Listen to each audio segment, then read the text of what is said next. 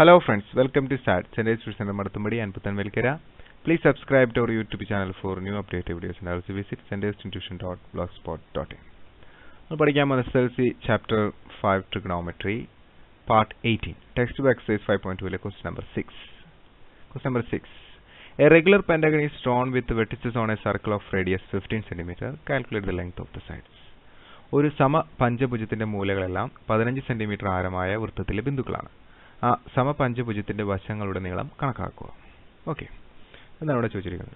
A regular pentagon is drawn with vertices on A circle of radius 15 centimetre എന്ന് പറഞ്ഞു കഴിഞ്ഞാൽ ഒരു വൃത്തം, ആ വൃത്തത്തിന്റെ റേഡിയസ് എന്ന് പറയുന്നത് എത്രയാണ്? 15 സെന്റിമീറ്റർ ആണ്. Clear? 15 centimetre. A regular pentagon, pentagon എന്ന് പറഞ്ഞാൽ 5 വശങ്ങളുള്ളത്. 1 2 3 4 ഇതാണ് ഒരു പെന്റഗൺ. റെഗുലർ പെന്റഗൺ എന്ന് പറഞ്ഞാൽ സമ പഞ്ചഭുജം, ഇതിന്റെ എല്ലാ വശങ്ങളും എന്താണ്? സെയിം ആണ്. ക്ലിയർ? ഓക്കെ, ഇത് ഈ വൃത്തത്തിനകത്ത് നിൽക്കുകയാണെന്നാണ് ഈ പറഞ്ഞതിൻ്റെ അർത്ഥം. ഉണ്ടോ? ഇവിടെ വന്നിട്ട് ഇങ്ങനെ വന്നിട്ട് ഇങ്ങനെ വന്നിട്ട് ഇങ്ങനെ വന്നിട്ട് ഉണ്ടോ? ഇങ്ങനെ. ക്ലിയർ? ഇതിന്റെ റേഡിയസ് എത്രയാണ്? 15 centimetre. Calculate the length of the side. നമുക്ക് ഈ വശങ്ങൾ എത്രയാണെന്ന് കണ്ടെത്താം. ഓക്കെ, അപ്പോൾ നമുക്കൊരു വൃത്തം വരയ്ക്കാം. ആ വൃത്തത്തിൽ ഒരു സമ എന്താണ്? പഞ്ചഭുജം. അതിന് 1 ആംഗിൾ 108 ഡിഗ്രി ആയിരിക്കും. ഇതെങ്ങനെ കിട്ടി? ഇതിൻ്റെ ഒരു ആംഗിൾ എന്ന് പറയുന്നത്, അതായത് എല്ലാ ആംഗിളും 108 ഡിഗ്രി വെച്ച് ആയിരിക്കും. ഇതെങ്ങനെ കിട്ടും? ഇതിന് 5 വശങ്ങളാണുള്ളത്. n = 5 sides. നിങ്ങൾ 9ാം ക്ലാസ്സിൽ പഠിച്ചിട്ടുള്ള ഒരു തിയറി ഉണ്ട്. ഇതാണ് sum of the total angle. ഈ എല്ലാ ആംഗിളിൻ്റെ തുക കാണാനായിട്ട് n-2 × 180 ചെയ്താൽ മതി. 180.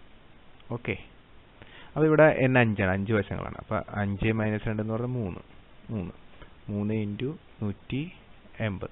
ഓക്കെ, 3 × 180 എന്ന് പറഞ്ഞാൽ എത്ര വരും? 360.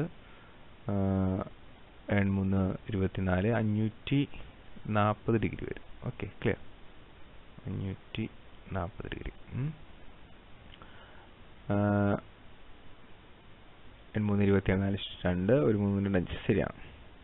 ഇത് 5 തവണയുണ്ട്. 5 കോണുകളും കൂട്ടിയതാണ് 550. പിന്നെ 5 കൊണ്ട് ഡിവൈഡ് ചെയ്യാം. കൂട്ടി പോകുമ്പോൾ ഒരു ഇത് 0 40 8 തവണ.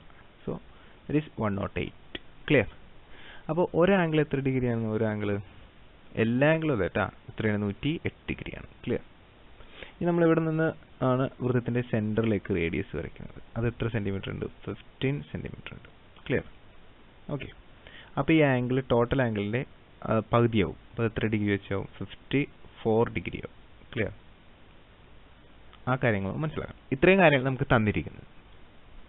ഒരു ആംഗിൾ വരയ്ക്ക് 108 ഡിഗ്രി, നമ്മളതിൽ നിന്ന് 50 സെൻറ്റിമീറ്ററിൽ വരച്ചു. ഇത്രയും ക്വസ്റ്റ്യൻ തന്നിട്ടുണ്ട്. ഇത് ചോദ്യം എന്താണെന്ന് വെച്ച് കഴിഞ്ഞാൽ ഈ വശം കണ്ടുപിടിക്കണം. ഉണ്ടോ? ഏതെങ്കിലും ഒരു സൈഡ് കണ്ടുപിടിച്ചാൽ മതി. ഓക്കെ, ഈ വശങ്ങളൊക്കെ ഒരെണ്ണം കണ്ടുപിടിച്ചാൽ അത് തന്നെയാണ് എല്ലായിടത്തും. സമപഞ്ചഭുജമാണ്, റെഗുലറാണ്. ഈ വശത്തിൻ്റെ നീളമാണ് നമ്മൾ കണ്ടുപിടിക്കേണ്ടത്. ക്വസ്റ്റ്യൻ മനസ്സിലായോ? ഓക്കെ, നോക്കൂ. ഇവിടെ നമ്മൾ ഇതിനിങ്ങോട്ട് നീട്ടി വരയ്ക്കുക. അങ്ങനെയാണെങ്കിൽ ഇവിടെ 54 ഡിഗ്രി. അപ്പോൾ ഇവിടെ ഒരു ട്രയാങ്കിൾ രൂപപ്പെടും. ഓക്കെ, ഈ ട്രയാങ്കിളിൻ്റെ പ്രത്യേകത, ഇത് വൃത്തത്തിൻ്റെ റേഡിയസ്, ഇതും വൃത്തത്തിൻ്റെ റേഡിയസ്. അപ്പോൾ 2 വശങ്ങൾ സെയിം ആണ്. ഇതൊരു ഇക്വലാറ്റർ ട്രയാങ്കിളാണ്. അപ്പോൾ ഇവിടെയും എത്ര ഡിഗ്രി വരും? 54 ഡിഗ്രി തന്നെ ഇവിടെയും വരും. ക്ലിയർ? ഓക്കെ, നമുക്ക് ആ ട്രയാങ്കിൾ മാത്രം ഒന്ന് എടുത്ത് നോക്കുക. കണ്ടോ?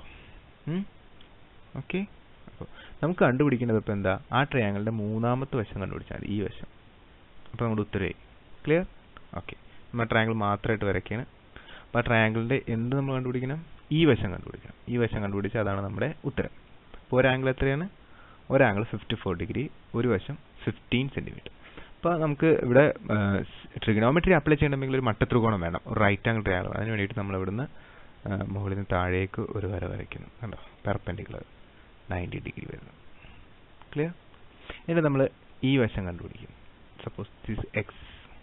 അത് തന്നെയായിരിക്കും ഇപ്പുറത്തോട്ടും. കാരണം എന്താ?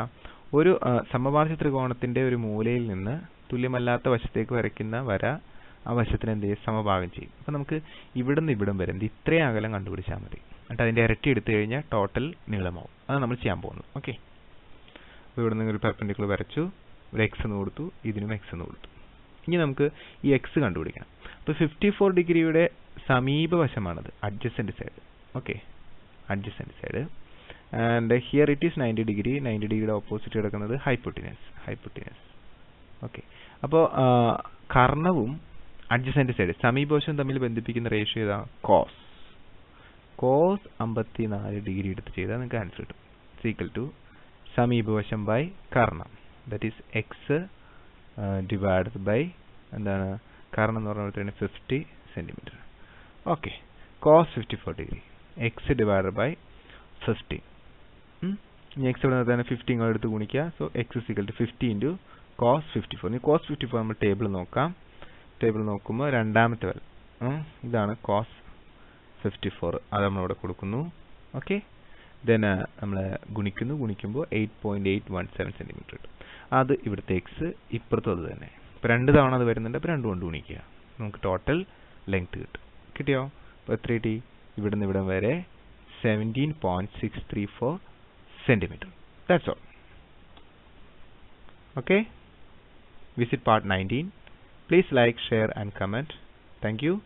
Please subscribe to our YouTube channel for new updated videos. Thank you once again.